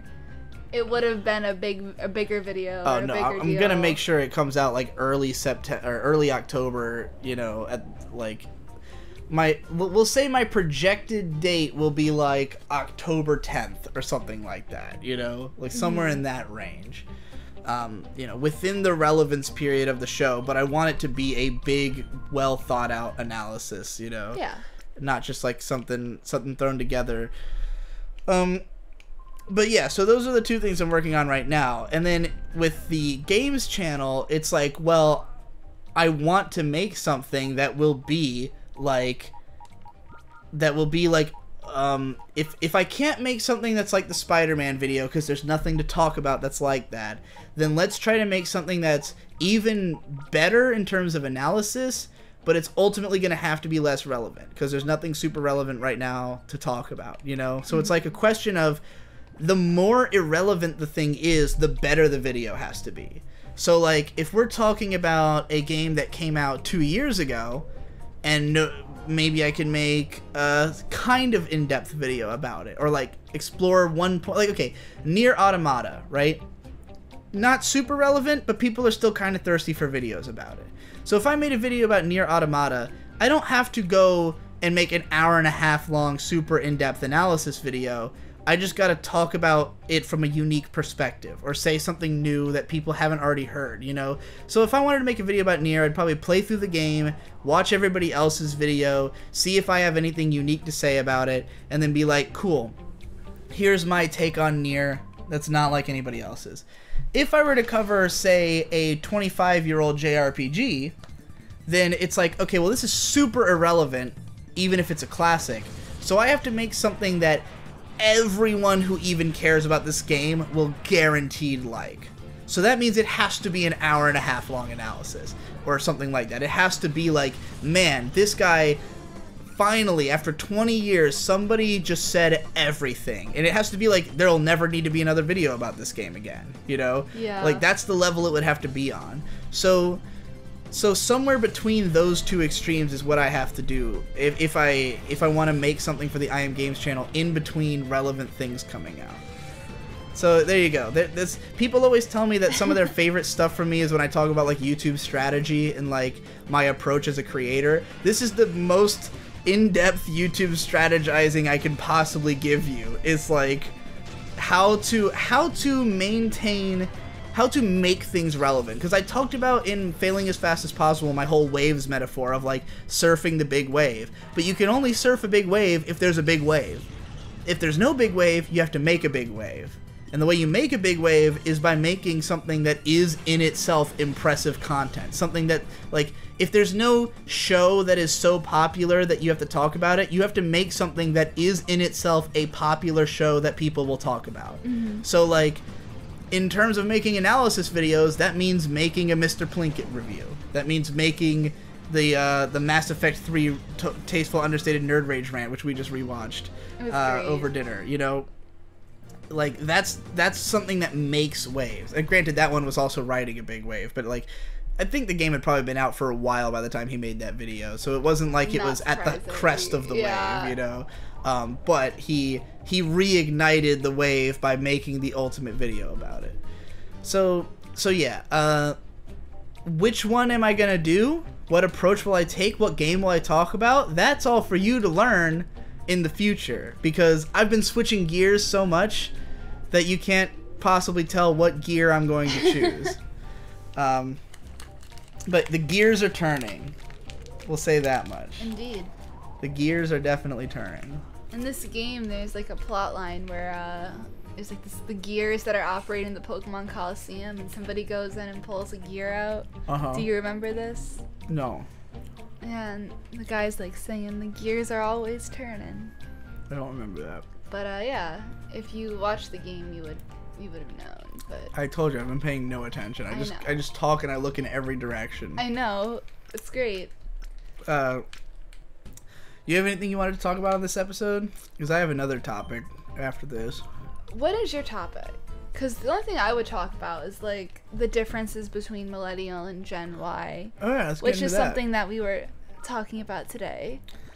Yeah, and it was interesting because we were having that conversation, and then Emp Lemon made a video about SpongeBob where he was talking about it as like the definition of the millennial generation, even though he was he took it as like millennial is just all young people. It's really funny because Emp Lemon is like not Gen even Y. a millennial, yeah. Like, I think everybody just thinks millennial are people who are like being born now, people who like have memories of the 90s and early 2000s. That's the funny thing about it, is that there's currently two widespread ideas of what is a millennial, and the one he chose is the more widespread idea, but it's also the less correct idea. Because the most widespread idea of millennials is just anyone who grew up in the 90s or after. It's just like this insanely broad, like, basically if you were born from 1980 onwards, you're a millennial. And that's the one that like when articles are written about like millennials are killing tissues and stuff like that, that's they're just saying everyone. And it's like, if you're making that categorization, if you're looking at it that way, like millennials are all adults now. Like if you're looking at it the correct way, millennials should only be the generation extending to like people who are currently like 20 in the something workforce and currently like the backbone of society. God, this fucking mic arm is such a pain in the ass. Like, yeah, the millennial generation is already adults. We're already done. Like most of us are like done with college. Yeah. So like the generation after that is a whole different animal, and like should be considered such because it is different. Like, I think that people who are like 18 and below right now have a very different kind of outlook from our generation. Yeah, they have different relationships with technology, different understandings of what it means to be like in a community. Yeah. And I even think that a lot of the conflict going on in culture right now is between like the millennials and the next generation after them, and like not understanding that this generational shift has happened, you know? Because there's a lot of people who talk about like, oh, those damn millennials, and they're like 30, and it's like, dude, you are the millennial.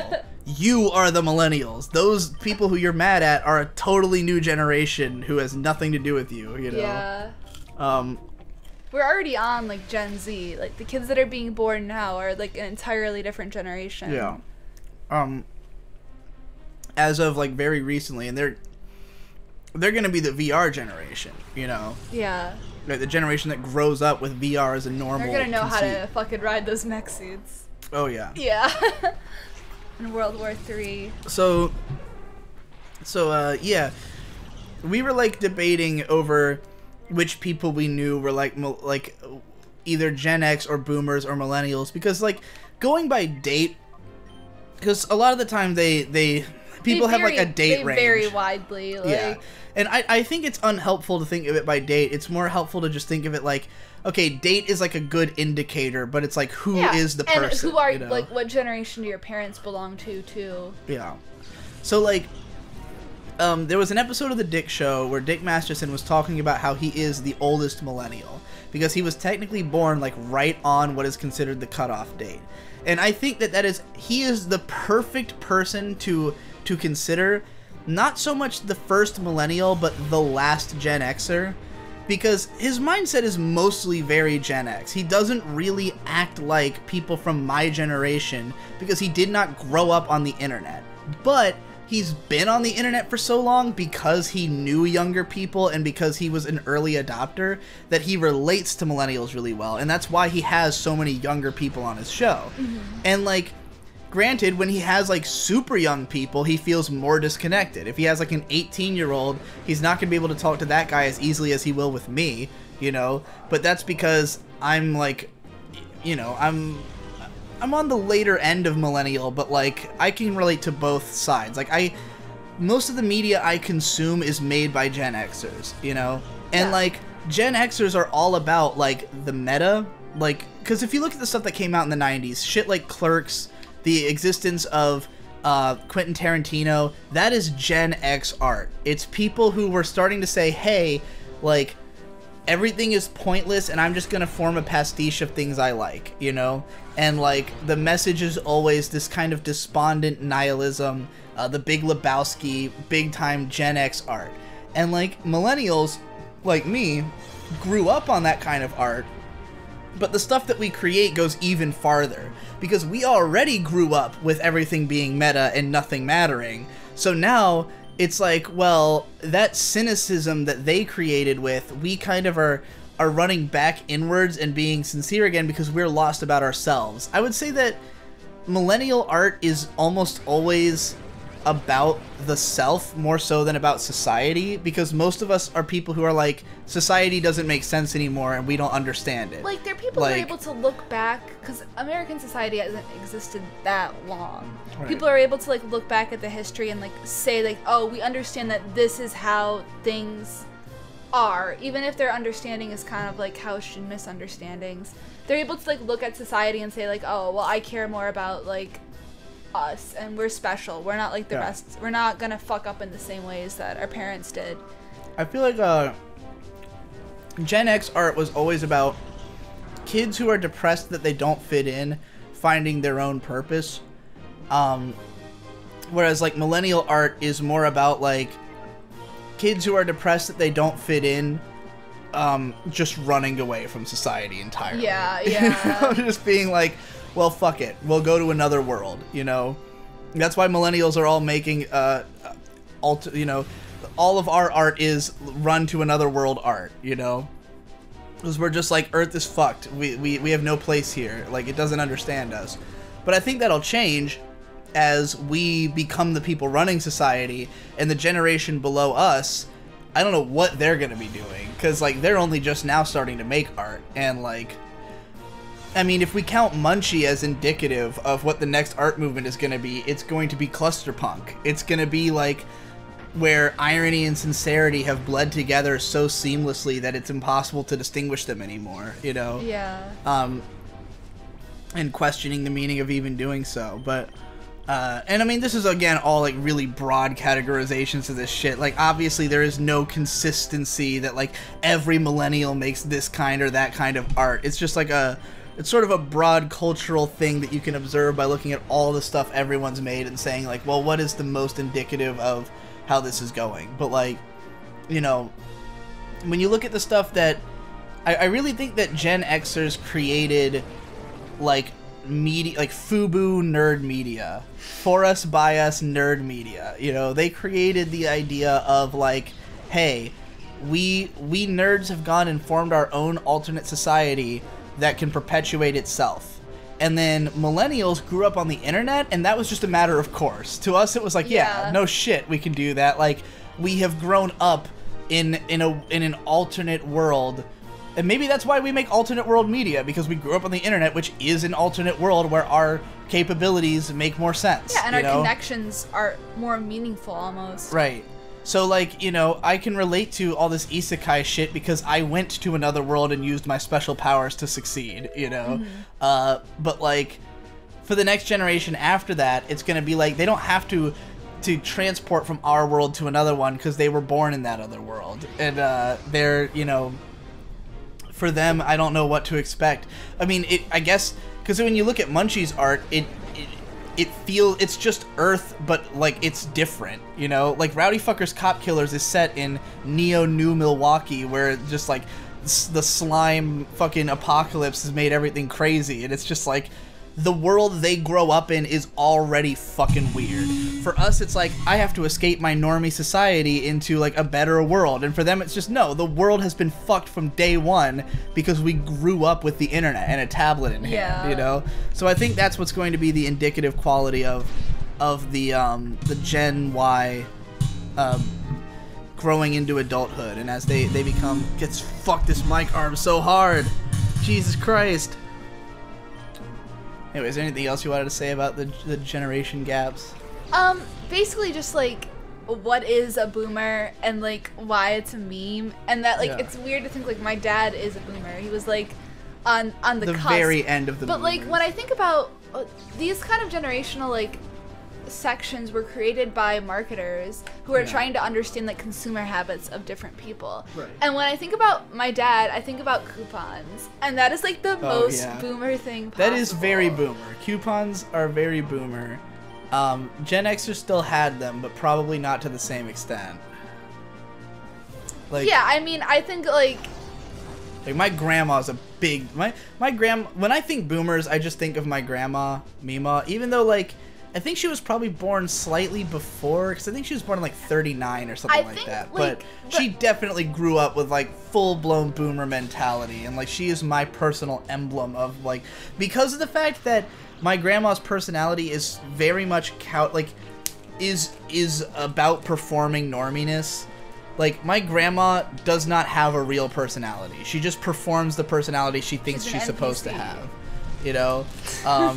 She made herself an NPC, though. Like, she wasn't like that before. But as she grew older, she clung to it for You can lose your soul. Yeah, she definitely lost her soul and just became, like... But it's weird because you can see... Like, because of the fact that her children and her family are not like that, they all see through it. Like, my mom has always been kind of contentious with my grandma because she's always just been like, I don't understand why you're like this. Like, I don't understand how you became this way. How did you become an NPC when you weren't like this? And it's because she's afraid. And you can see it. You can see it in her face, the expressions she makes when she's confronted about this stuff, that, like, she's run away to this because it's easier. It's an easier way to live your life, to give purpose to yourself, to just be like, oh, I'm just going to do what society says is right. But it's based on her mentality from the 50s, you know, of what society says is right. Yeah, and I mean, I think that's the problem with a lot of people is, like, that's just what you were told when you were young is what is right, and you just kind of like, this is what I have to do, and you don't really think about what actually is the right way to move forward. Yeah.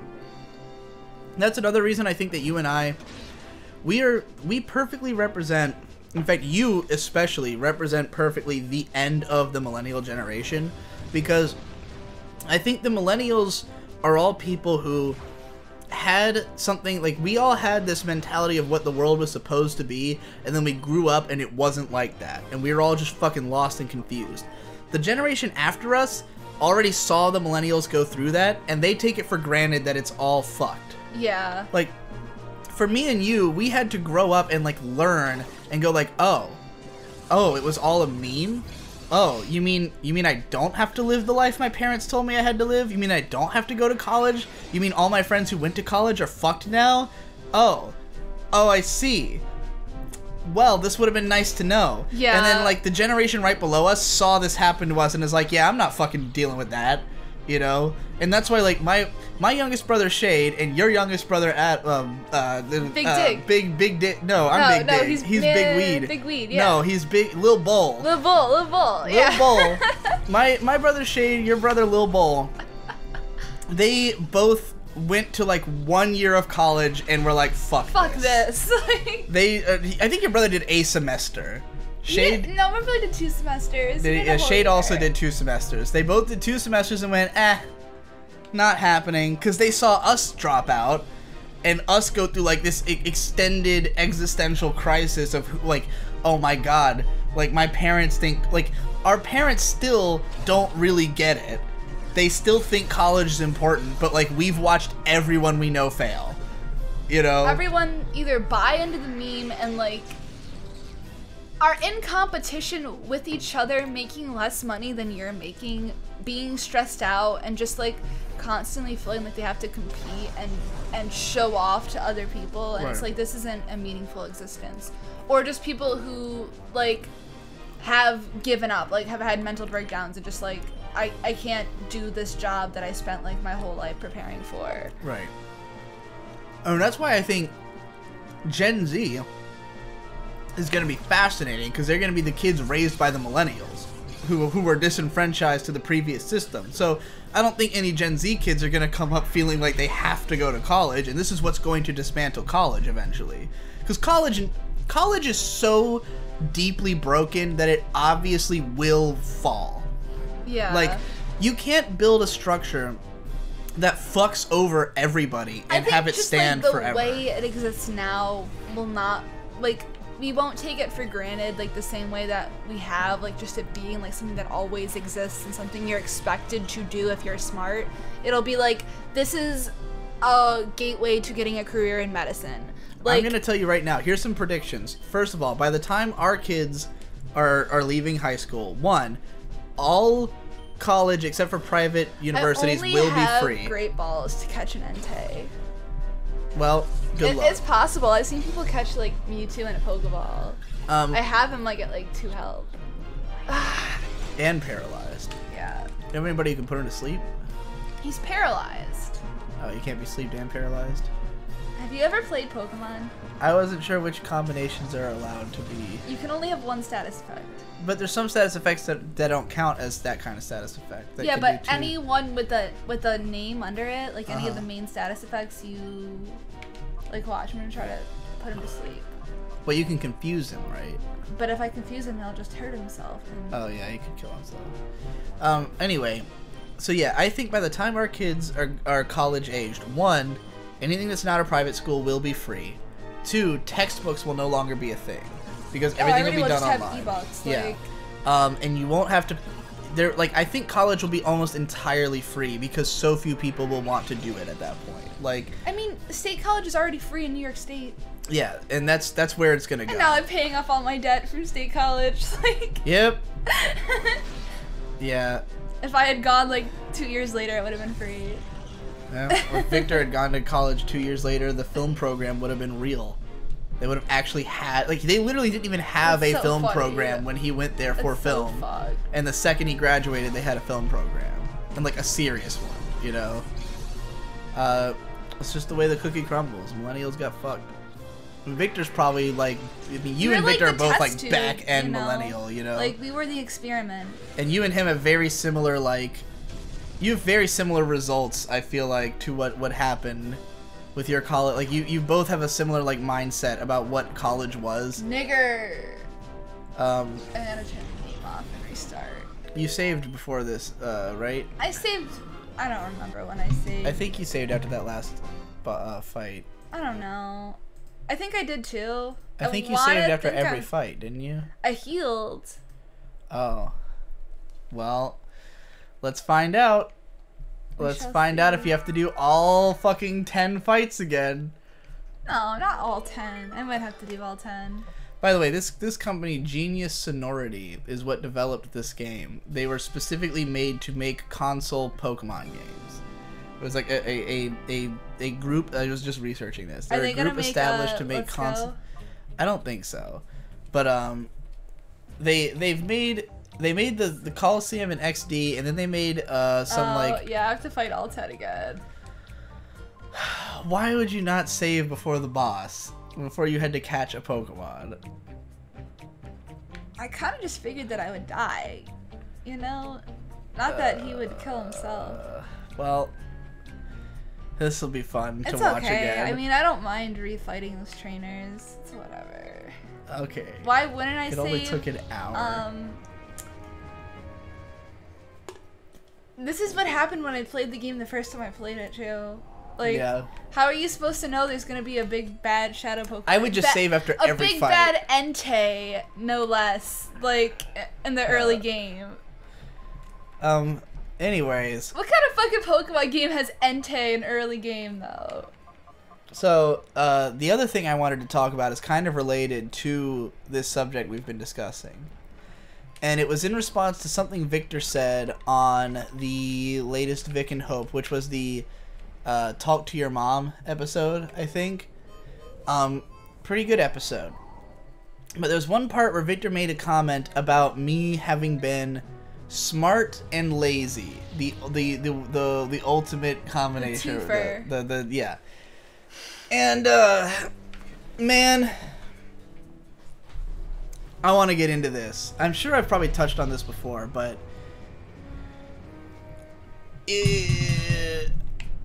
here's the difference between me and Victor's mentalities, is that Victor had a very guilty conscience. He still does. He's always had a very guilty mentality because he wants to do right by our parents, because our parents did so much for us. He wants to make them proud on their terms. Understandably. I, on the other hand, have much less respect for the expectations placed on me. And the reason is, and we were discussing this while taking a walk just now, is that I think that it's unfair to just bust your ass and work hard at something that wasn't necessarily beneficial and then say, now you got to do the same for me. So, yes, my dad was a very hard worker, and he made sure that he provided as much as he could for me and my brothers. But as I talked about on a previous episode, a lot of the things that he provided were not necessarily actually helpful. Like when Victor, I don't remember if I mentioned Victor's comment response to the $300 bike thing where he said, actually it was like a $500 yeah, bike. Yeah. And I went through college without a laptop, you know? So like, you can look at that and you can either say like, hey, Dad paid his way through college. But you can also say college didn't get him a great... So did he pay for the whole entire college, like, up front? I don't know if it was up... I mean, he didn't take loans, if that's what you're asking. Okay, I was just wondering, because, like... Yeah. So, yeah, I guess he paid it up front. We didn't take any loans in our house. I mean, I took loans, but, like, my parents are helping me Right. with my loans. Yeah, I think that's pretty normal. In our case, my dad just fucking... Because I don't think my parents could afford to just pay for my college. Yeah, my dad makes a lot of money, you know, especially when we were in college age. But, so on the one... But that's kind of what I'm getting at here. Yes, my dad busted his ass, put us through college. What did we get out of college? And did it make college easy? Or like, did it make it... Did we actually have the full opportunities that we could have had there? And how much of our failure was couched in these expectations? There's no way I can phrase this. It's not going to make me sound like an entitled shithead. You're a millennial. You are an entitled shithead. Yeah. Accept it. But, like, I think that this isn't even about entitlement. It's about being responsible for how hard you work. Because I understand that in life, you should not work hard, you should work smart. And everybody says this, everybody knows this idiom, but people don't practice it. My dad has always worked extremely hard, not necessarily extremely smart. And the things that he provided for us, while they were the results of his hard work that he was able to do them, they were not necessarily the best things that could have been provided, you know? And this is not me trying to accuse him of anything. I'm extremely grateful for the hard work he did, but I don't feel guilty over failing to meet his standards when I know that that would have made my life worse. Yeah. You know? That I would be in a worse position had I gone to college all the way through, had I taken the kind of job that they would have understood. And the best thing my dad ever did for me, and I will never stop respecting him for this, and this is why I will tell people that my dad's a great person, has nothing to do with him busting his ass and working hard. It's that he accepted my decision to do this job. And he put a roof over my head while I was becoming a YouTuber. That's what I respect. Because nothing my dad provided... Sometimes, there was a recent video I did where someone called me, like, a spoiled rich kid or something like that. And it was a very bizarre feeling, because I understand why you would say that. Because yes, there was a period where my dad had a lot of money and I was relying on that money to launch my career. But that period was not even remotely what most of my life was like, and the money wasn't what made me able to do it. It was your dad wasn't buying you like camera parts. Your dad wasn't like that's what I think of when somebody says spoiled, is like, oh hey, I'm gonna make a YouTube channel, and your parents being like, oh, I'm gonna jump on this to like give you things that will make it easier for you, instead of like encouraging you to get a job to buy the parts you need to set up your The only thing that I got from my parents, and it was invaluable, it is the best thing they could have possibly given me, was that they let me stay at the house until I was successful on my own terms. And so during I would say that I was successful on my own terms by age 23. I could have moved out if I had really wanted to, but I didn't really want to, and my parents didn't push me to do it. Did they like ever ask you about that, or like constantly, like, because they couldn't understand why I didn't want to leave. They both left as early as my dad joined the Navy when he was 18, dropped out of high school. My mom left home when she was 16 and ran away, you know, because they both hated living at home because their home life sucked. So they were like super baffled by us sticking around, and I was like, why are you so baffled? You guys' home life sucked. Yeah, you guys did a good job, and you take good care of us, and this is a really comfortable living situation. And also, it's kind of like a lot of people our age live with their parents just because times are hard. There isn't that many jobs that people can have to support just themselves. It's easier for us to work together. I mean, as soon as I started making money, I was contributing rent, so I'm paying off my weight on the house. But, like, the best thing that my dad did for me was not to force me to get a job that was normal. That he said, okay, like, I appreciate what you're doing, and I think you can be successful at it because I think you're a genius, and I will let you do this thing. And I was able to be successful. But, like, you know, so yes, you could say that I was privileged in that I had a house over my head. I had an internet connection. I was not paying for my internet connection. And if I needed it, I had food. Like, I bought my own food once I started making money, but I didn't have to. Mm-hmm. I had electricity. You know, I didn't have to pay the bills. I was paying rent, but it was, compared to what, you know, the living situation, it was definitely very low. So, yeah, in that sense, definitely had some privilege. But they didn't pay for my equipment. They didn't pay for lessons. They didn't pay for any of that shit. Like, I taught myself. I bought my own stuff. I worked my way up the food chain. I got very lucky in the early days of my YouTube channel that I started creating at a time where it was very lucrative to do that, you know?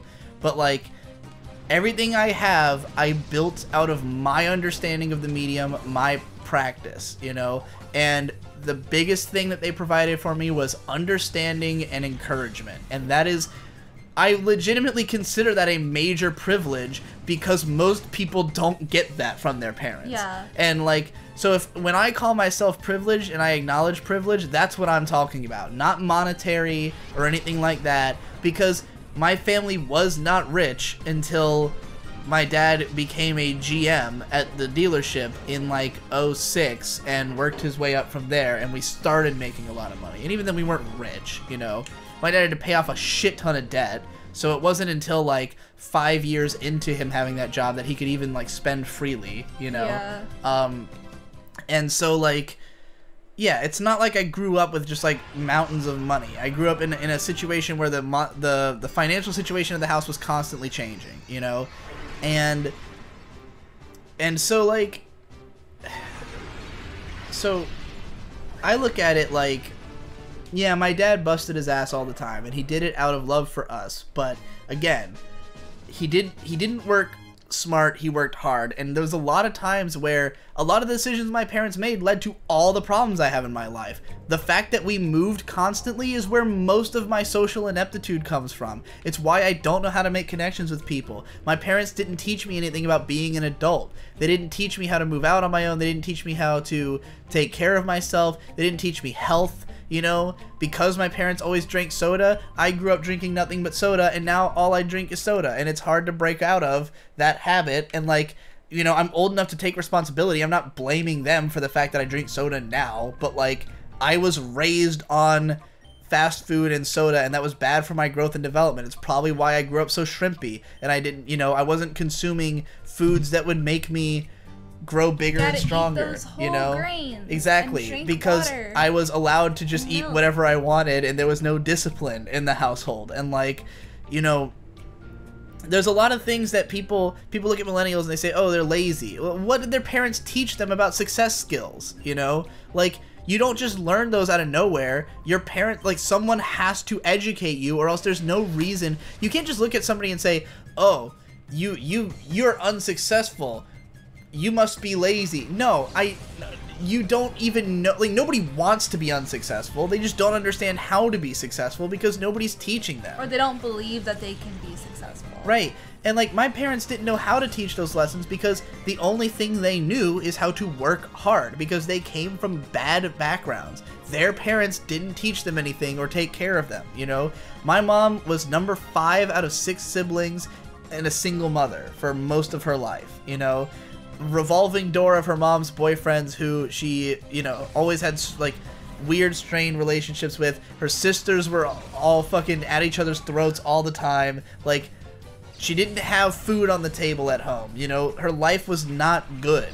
And she bounced between like 100 fucking entry-level jobs and random boyfriends until she met my dad. My dad had just joined the military immediately. He grew up in a household with 3 brothers, a mom who locked herself in a fucking bathroom for 4 years, or in her bedroom for 4 years, and drank. And you know, as soon as he turned 18, he joined the military just so he could eat. So neither of them knows anything about success skills other than that, bust your ass a whole lot and maybe things will work out. And when I was a kid, they were broke. They were working just like they both made it to management level positions, but like at retail, you know? Mm-hmm. It's not like enough to support a family of 4 and have like real money. It's enough to just sustain, you know? And the only reason we started having money is that my dad found out about the car dealership, where just the amount you put in is the amount you get out. If you work as hard as humanly possible, you'll make as much money as humanly possible, you know? Yeah. And it's funny because, like, you also have to be kind of ruthless, and you have to have a certain mindset. You have to have certain social skills, because, like, you know, there are people in the car business who don't do as well as my dad because they don't have the right mindset for it, and he's lucky that he does. But like, his mindset was basically learn what the game is and then bust my ass as hard as I feasibly can. Car industry and doesn't make as much as your dad, but there's like a That's lot what I was kind of of, reasons, because there's a lot of like political problems with the people who are like running the office, who like give deals to people, and also she's a woman who they typically make less money. But it's also her mindset, because I've talked to her, and her mindset towards how she sells cars and how she does the job, because I had a whole conversation with her about this where I was like, she basically does too much work that doesn't have a benefit for her, and other people don't acknowledge it because it's not a communal environment. Like, the car business is, it's all competition. Yeah. Everyone is in competition with each other, and she does too much stuff for other people and, like, tries to be too good of a person, you know? If you want to really succeed in the car business, you have to think that everyone around you is your competition and you're trying to fuck them, basically, you know? Yeah. And that's what my dad didn't like about it and why he kept trying to leave. But, like, ultimately, if you're someone who doesn't have a college degree and you don't know anything about... It's the best way to make a lot of money with little resources. Like, my mom has been in sales. She did jewelry sales, she did camera sales, and all sorts of, like, sales stuff. But the most you could make is selling cars, because that's the biggest purchase. Yeah, and everyone needs them all the time in America. So my dad's been selling cars for like 20 years now, and you know, I watched his growth in that industry, and like, but for a lot of that time, what he did with that money was to make bad decisions. He overstepped his income bracket in terms, like, So we grew up in this house that we lived in for 4 years that I think is the closest me and Victor have to like a distinctive memory of childhood, because my family moved constantly. So like I barely remember most of the places we lived. I never made friends. I never had much to do. That's why I played video games and why I got into the internet, because it was like something that could be consistent in my life when I had nothing else like that. And I had never developed social skills. I never knew, you know, people. So there's one house we lived in for 4 years where I feel like I had like a semblance of a childhood there. And I understand now that that house and the lifestyle that we had in that house was out of my dad's price range. He was overspending, and that's why he accrued a bunch of debt. And that's why when we moved out of that house, we didn't tell the landlords. We just left, you know, because, you know, like, you could look at it like, oh yeah, my dad was working super hard and providing for the family, but like, you know, my mom wasn't happy at that time. I wasn't happy at that time. I tried to kill myself in that era, you know? Like, I didn't have the skills to make it through life at that age. And I think that because Victor was younger and less perceptive of what was really going on during that era, he remembers it more. And because he had a best friend, because his best friend, who he talked about on this episode as well, he was really close with that kid, and that kid was around all the time. And so, like, Victor had more of a sensation of family and, like, this real sense of, like, there's people who care about me and who I care about, and things are going okay. But, like, for me in this period, it was like, that kid's older brother was who I consider my best friend, and when I switched over to a gifted school, I basically lost contact with that kid. And he never really cared about me that much, and we never became, like, super duper close the way that Victor and his friend were, you know? Yeah. And, like, I went through this gifted school, and my mom really put me through the ringer about my grades, and it had nothing to do with laziness. It was that I didn't fucking understand the work, because I'm not that kind of smart. This intelligence. Everybody just like assumes that if you're smart, that everything will come at the same level, and it's really like different types of understanding. Exactly. There's like, tons of different brands of intelligence, and this school was just about doing really advanced work really fast. It was all about, like, they just loaded, like, it was just more work. It was just, here's a shitload of homework, here's way more advanced stuff, and, like, we expect these kids to be faster, not necessarily, like, more thoughtful. And, like, I struggled in understanding, like, math, for instance, and learning new words and stuff, and, like, the ways that my mom tried to teach me didn't work for me, and she would just get frustrated. Like, she would just get frustrated that I didn't know the stuff, and, like, she would give up on trying to teach me, and, like, she would just sit me at a table with my homework and say, like, you're not getting up until your homework is done, and I would just sit at that table and stare at my homework for hours, you know? It's not like I was going off to play video games and do something fun. I was just staring at the homework, not understanding it, not wanting to do it, feeling out of place and bad, because my main connection to humanity all growing up had been my mom, and ever since Shade had been born, I didn't really have her attention anymore. You know, Victor had his own friend, and he was into video games, and he wasn't struggling in school like I was. I was at a school where I didn't know anybody, I was bullied all the time, I didn't understand the work, I was fucking miserable. That's why I tried to kill myself, you know? Yeah. Because life sucked. And, like, after going through something like that, I don't have that kind of guilt. I don't have that sensation of I should do my all just because my parents want me to be successful at this thing, or whatever. Like, no. I've been put into bad situations, and, like, you know, I still respect these people for trying their best, and I don't blame them because they didn't know any better. But, like, I know they don't know better. I know that, you know, in many ways I understand what to do better than they do. Once you kind of break that illusion, yeah, it's like, you can't ever go back. No, you can't convince yourself that your parents... Like, your parents are these entities that you should always respect. Yeah. And granted, my parents do. There's a lot of things that I want to ask them for advice about. You know, like if there's something I know they know about. My dad's read the entire tax code. If I really need help with taxes, I'll come to my dad. You know, but like, or if I need help with like anything to do with credit, because my dad has a perfect understanding of credit, and he helped me to like. Here's another privilege I have. My dad knows about credit. He didn't, actually, you know what? He did actually help me in a big way because, my dad basically is why I have a perfect credit score. Because he, understanding credit, decided to start me off on a clean slate and put my first car in my name when he was paying for it. So I already had a perfect line of credit, and then because I had a perfect line of credit, I got sent a platinum card by American Express, made a couple purchases on that, paid them off immediately, and had a second perfect line of credit. So I have like ludicrously amazing credit because it's just that card and my car, and I pay them all off on time, and so like my credit is perfect. And that was how we got this house, was that we both had amazing credit. And they were like, oh, well, this house seems like it's outside of your income bracket, but because you have such good credit, we'll let you move in, you know? So yeah, I have pretty good credit too because like my parents taught me how to use a credit card, and like yeah, sure, sometimes I miss my credit card payments like once in a blue moon, but it's still excellent, you know?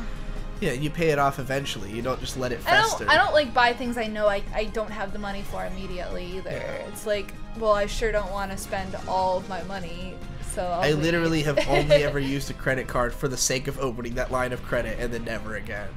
And like one time when my debit card failed and I had a credit card. Like, I don't even know where my credit card is because I lost it at some point, and then I got a replacement, but I forgot to register it, and so it's useless. Oh, so boy. I need another one. So I don't even have a credit card I can use right now. That's so funny. Yeah, because to me they were just terrifying. Like, all I ever heard about credit cards was that they will put you in debt. So I was like, fuck that. I'm never gonna use one, you know?